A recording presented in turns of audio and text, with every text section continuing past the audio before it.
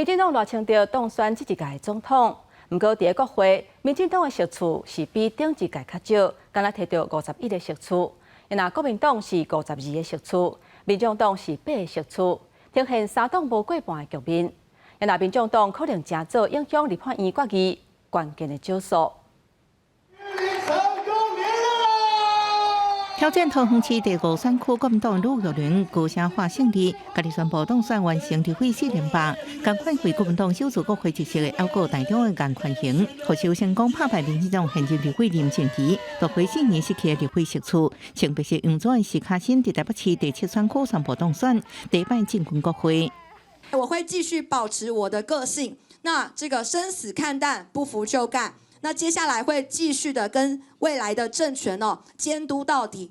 我们赢了！另下伫南台湾铁票仓也小组席次，民进党的党内新人高雄市议员黄捷接棒赵天林跨区参选成功，赶快用议员身份杀进立院的，也个台北市第2选区王世坚开票了后，一路领先国民党的游淑慧。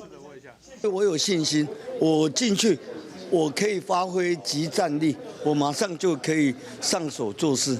韩国争取连任新北市第12选区赖品孚，甲国民党廖先雄等开拼场，最后赖品孚后天宣布败选。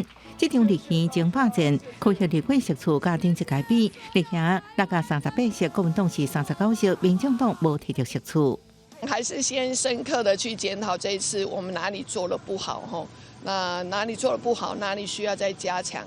那作为下一次，我们就预备下一次。伫区域立委起了，韩国民众党伫政党票是提悬，伫部分区立委提8席，而控制数国会会有新气象。国民党提52席次，正做上大党；民进党是比顶一届减少少至51席，民众党提8席，时代力量是无摕到任何席次。韩国那立委席次拢无过半，民众党第3大党正做关键少数，明日伫法议题。也合作也有激烈政治攻防。记者综合报道。